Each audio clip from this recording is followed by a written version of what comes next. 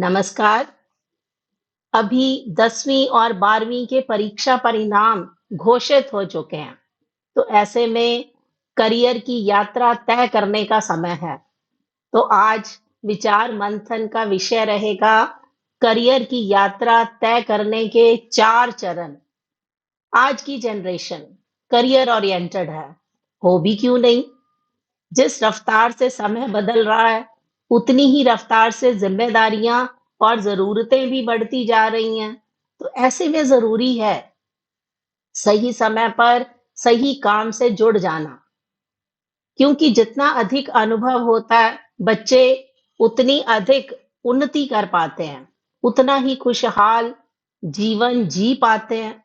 तो आमतौर पर हमारे समाज में बच्चे बचपन से ही कुछ बनने का सपना देखते हैं। जब वे 12वीं की परीक्षा पास करते हैं, तो करियर के विषय में वास्तविक जानकारी उन्हें दी जाती है। वे कभी तो अपनी इच्छा और आवश्यकता के अनुसार करियर का चुनाव कर लेते हैं, लेकिन अक्सर ऐसा देखने में आता है कि ज्यादातर लोग देखा-देखी, मेरे मामा का बेटा डॉक्टर है, मेरे भाई का बेटा डॉक्टर है, मेरी बहन का बेटी इंजीनियर है, तो वो अपनी जिंदगी में बहुत सफल रही है। तो इसलिए माता-पिता अपने बच्चों के लिए एक करियर की ऑप्शन ढूंढ लेते हैं। ये देखा-देखी हम अपने बच्चों के करियर का चुनाव करते हैं। कभी माता-पिता और अभिभावकों के दबाव में आकर, कभी माता-पिता की इच्छा पूरी करने के लिए बच्चे अपनी प्रतिभा और क्षमता को नजरअंदाज करके करियर का चुनाव कर लेते हैं, जहां वे कभी भी जिंदगी में अपना बेहतर नहीं दे पाते। जब भी बात करियर की आए, तो बच्चों सोच समझकर आप निर्णय लीजिए। जानिए कि करियर का कौन सा क्षेत्र आपके लिए ज्यादा सटीक है। देखने में ऐसा आता है कि कई लोग अपना आधा जीवन काम की तलाश में ही निकाल देते हैं। उन्हें पता ही नहीं होता कि किस क्षेत्र में कौन सा काम किया जाए। ऐसे में वो अपनी नौकरी, अपना व्यवसाय जिंदगी भर बदलते रहते हैं, करियर भी बदलते रहते हैं और कहीं भी सफल नहीं हो पाते। तो ऐसे समय में आज हम विचार मंथन करेंगे कि कैसे सही करियर का चुनाव किया जाए। How to choose the right career. Career योजना ये एक रणनीति है, जिसे आप अपने जीवन में सीखने और प्रगति को प्रबंधित करने के लिए लगातार विकसित करते हैं। तो करियर योजना ये 4 चरणों में से होकर गुजरती है। तो आज इसके बारे में जानते हैं कि आप अपने करियर की यात्रा कैसे तय कर सकते हैं। सबसे पहली यात्रा का पड़ाव है अपने कौशल, स्किल्स, अपनी रुचियों, अपने इंटरेस्ट को कैसे पहचाने। करियर चुनना बहुत बड़ी बात है। आप अपने जीवन का महत्वपूर्ण हिस्सा काम पर बिताएंगे, नौकरी का आनंद लेने के लिए, प्रेरित रहने के लिए, अपनी क्षमता को पूरा करने के लिए। अपने करियर के विकल्प को, ऑप्शन को बड़ी बुद्धिमानी के साथ, विजडम के साथ चुनने की जरूरत है। आप सबसे पहले खुद को जानना होगा। इसका अर्थ है अपनी स्किल को, अपने कौशल का जायजा लेना, अपनी रुचियों और अपने मूल्यों का आकलन करना। आप अपने आप में समझिए कि जिस पढ़ाई को आप पूरी करने जा रहे हैं, उससे जो आपको नौकरी मिलेगी, वो नौकरी क्या आपके लिए उपयुक्त है? तो इसी तरह से आप अपने कौशल और स्किल्स की सूची बनाइए। आपने प्रत्येक का प्रदर्शन कब किया था? अगले चरण में अपने विकल्पों को कम करते हुए अपने कौशल, रुचियों और मूल्यों को ईमानदारी से मूल्यांकन कीजिए। एक ऑनेस्ट इवैल्यूएशन करके आप अपने आप में करियर का चुनाव कर सकते हैं। जब बच्चों आप करियर का चुनाव करो, तो खुद से कुछ प्रश्न पूछिए। तब आपकी स्किल्स अपने आप ही बाहर आ जाएगी कि मैं किस में बेहतर हूँ। मेरी रुचियाँ, मेरे इंटरेस्ट, मेरी प्रेरणाएँ, मेरे इंस्पिरेशंस, मेरे मूल्य, मेरे वैल्यूज़ क्या हैं? मुझे स्कूल में सबसे ज़्यादा कौन-सा विषय पसंद आया? मुझे कैसी जीवन शैली चाहिए? मुझे अपने करियर से क्या चाहिए और अंत में मेरे लिए क्या महत्वपूर्ण है। तो ये 6 प्रश्न आप अपने आप से कीजिए और चरण के अंत तक अपने उसी प्रकार की नौकरियों की पहचान कर ली होगी जो आपके लिए उपयुक्त होगी। लेकिन आपके पास अभी तक निर्णय लेने के लिए पर्याप्त जानकारी नहीं है, तो आप कैसे आगे बढ़ेंगे? तो उसे आगे बढ़ने के लिए आपको अपने कौशल और अपनी रुचियों की पहले पहचान करनी होगी, तब कहीं जाकर आप अपने करियर का चुनाव कर सकते हैं। तो संभवतः ये माना जाता है कि हम अपने करियर का चुनाव करते समय अपनी रुचियों और अपने कौशल की पहचान नहीं कर पाते, तो जिसके कारण हमें परेशानी का सामना करना पड़ता है। दूसरा चरण है करियर के विचारों का अन्वेषण कीजिए, थॉट एनालिसिस कीजिए। यह सब नौकरी के बाजार और करियर के रास्तों पर शोध करने के बारे में है। विचार कीजिए, आपका आदर्श नौकरी क्षेत्र क्या होगा? लोकल होगा, स्थानीय होगा, राष्ट्रीय या नेशनल होगा, या फिर अंतरराष्ट्रीय इंटरनेशनल होगा। तो नौकरियों के बाजार पर शोध करके आप प्रमुख रुझानों की खोज कीजिए। ये आपको अधिक संभावित करियर खोजने में मदद करेगा। 3 नौकरी क्षेत्र हैं, जिसमें से निजी, सार्वजनिक और नॉट फॉर प्रॉफिट। निजी में आप व्यापारी, भागीदारी और सीमित कंपनियां अपना सकते हैं।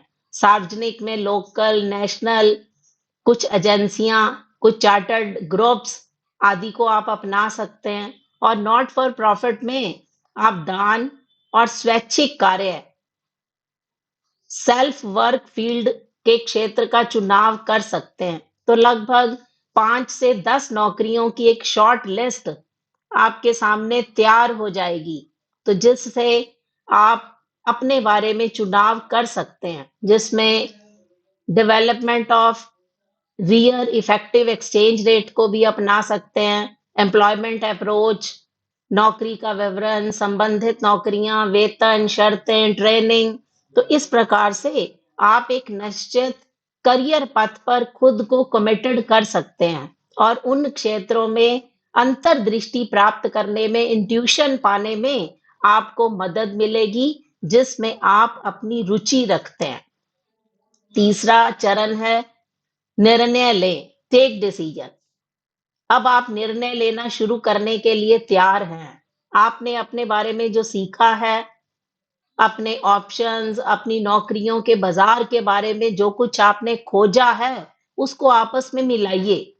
अपनी नौकरी के विचारों की सूची से तय कीजिए कि आपको किस भूमिका में सबसे ज्यादा दिलचस्पी है।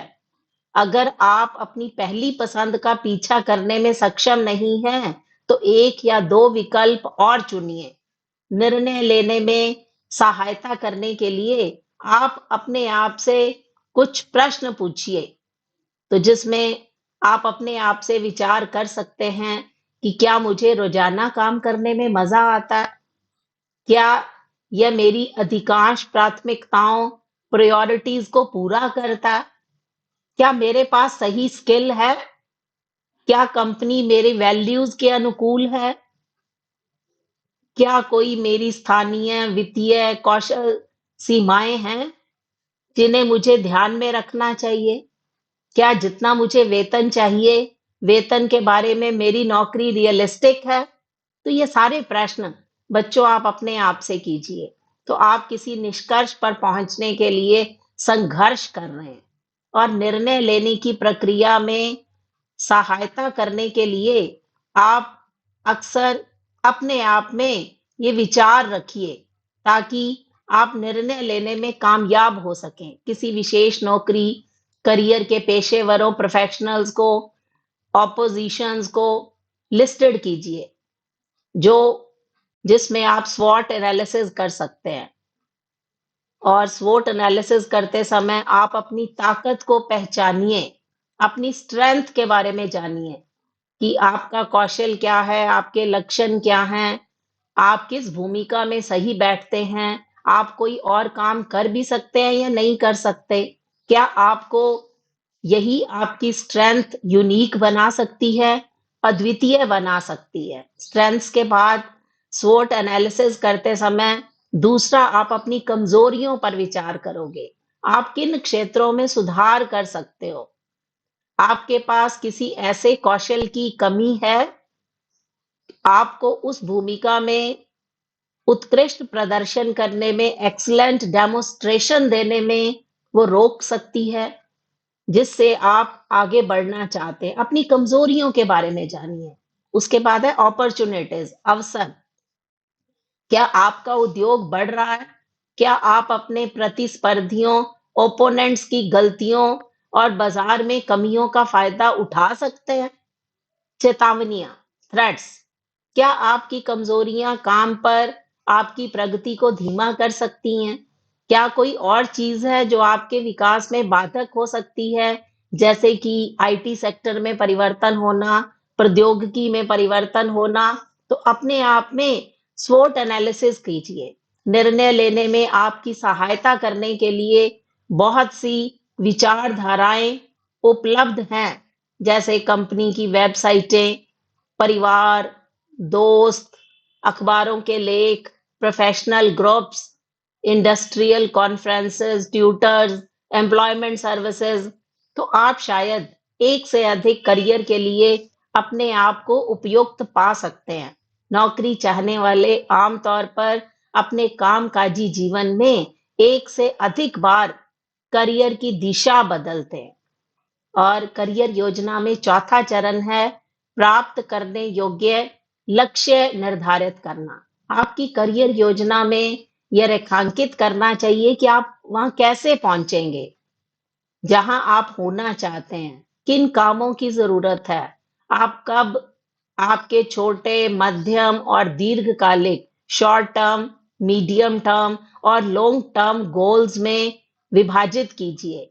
अपनी प्रगति की लगातार समीक्षा कीजिए, खासकर शॉर्ट टर्म गोल तक पहुंचने के बाद।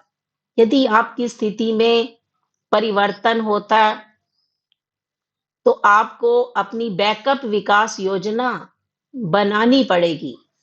अपने लॉन्ग टर्म गोल्स के लिए कई वैकल्पिक ऑप्शनल रास्ते आपको खोजने पड़ेंगे। इस बात पर विचार करते हुए आप किस प्रकार की समस्याओं का सामना कर सकते हैं। आपके पहले अल्पकालिक लक्ष्य में आपके सीवी और कवर लेटर में सुधार भी शामिल हो सकता है। आप लघु और मध्यम अवधि के लक्ष्यों में रेलेवेंट इंटर्नशिप कर सकते हैं, स्वयं सेवा अनुभव कर सकते हैं, करियर मेलों में भाग ले सकते हैं। यदि आपको लगता है कि कुछ पेशेवर, कुछ प्रोफेशनल्स आपको आश्वासन दे सकते हैं, तो सलाहकार से अपने करियर योजना की जांच करने, करियर के अन्य विकल्पों पर चर्चा करने के लिए जरूर जाइए। और इन 4 चरणों को पार करने के बाद आप ये मत भूलिए कि करियर प्लानिंग एक सतत प्रक्रिया है। आप पूरे करियर में अपने लक्ष्यों और उद्देश्यों पर दोबारा गौर कीजिए, समीक्षा कीजिए। अपने द्वारा निर्धारित लक्ष्यों से अपने आप को विवश महसूस ना करें। करियर योजना की संरचना करने की, आपको कुछ नया करने की कोशिश करने के मार्ग को स्पष्ट करने की, खोजने में अवश्य मदद मिलेगी। तो आप अपनी करियर योजना बनाते समय इन 4 चरणों को पार करके आप एक अच्छे करियर का चुनाव कर सकते हैं। धन्यवाद।